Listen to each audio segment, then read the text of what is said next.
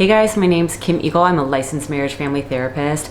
I did a video on how to stop longing for someone or something a couple years ago, and it got such a big response that I wanted to provide further tools and perspectives to help you stop longing.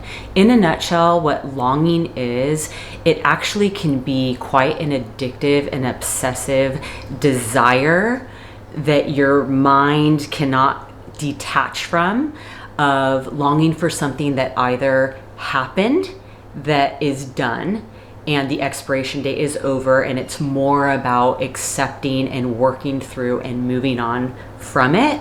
Or there can be longing for something that just hasn't happened yet, and there's still a window of opportunity or still a possibility where that thing could happen. However, I think that it's important to talk about healthy longing, meaning longing for, let's say you are wanting to buy a home one day. That's healthy longing, being that you're doing all the steps to make that happen, versus longing for a person that's no longer available, but choosing to believe that you can get them.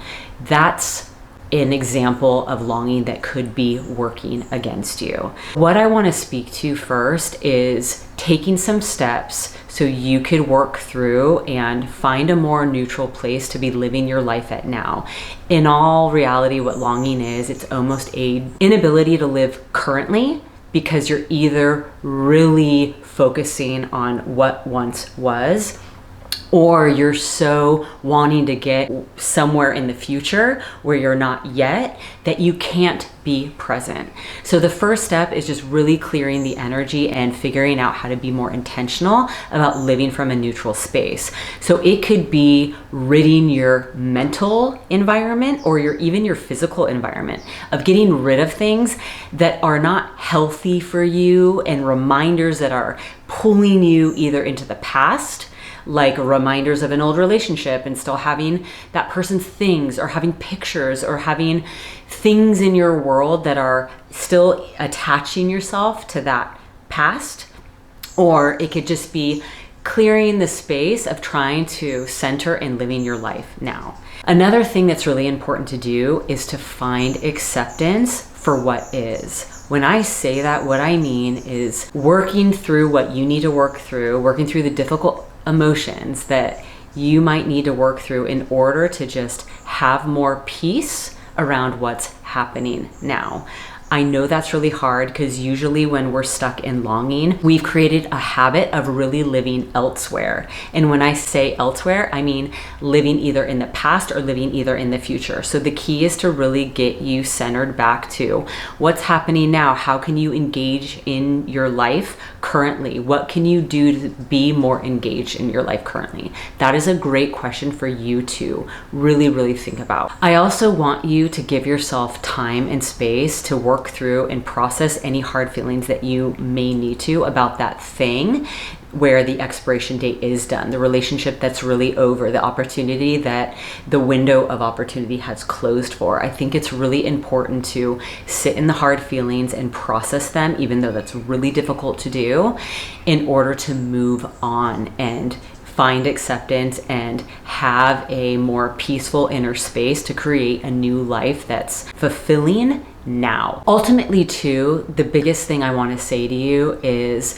when we're not fulfilled with who we are, and we're not totally in our worth, in our self-worth and our self-love, it's really easy to think that something outside of us is gonna fix us or is gonna make life better.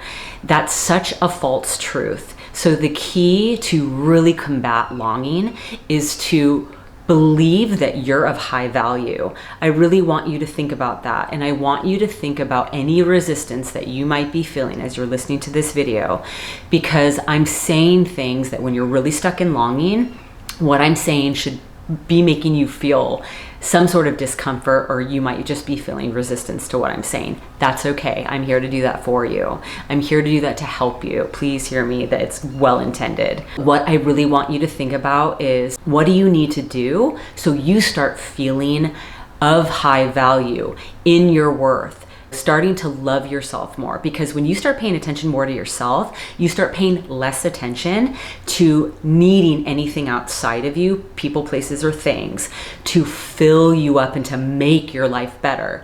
The truth is, nothing outside of you is gonna make your life better. It happens from the inside out. I hear you that, having good relationships and having financial freedom and those things are gonna make your life more fulfilled. But ultimately, when we're not happy with ourselves, even if we have all those things, we're not happy. And the most important thing I can say in this video, getting to a place where you start working on feeling in your power, better about yourself, good about who you are, more confident, more self-worth, more of value to this world, to others, to yourself, that is when longing's going to dissipate.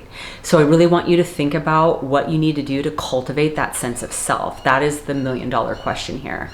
Hopefully that helps.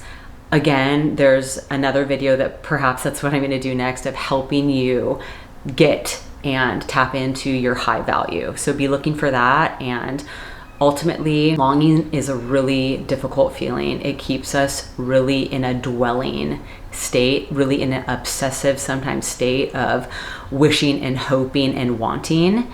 So do your best to create a neutral platform so you can just start finding more of a neutral place to live from, so things can start happening, your life can get momentum, and you can move forward ultimately. Cheers. Thanks for listening.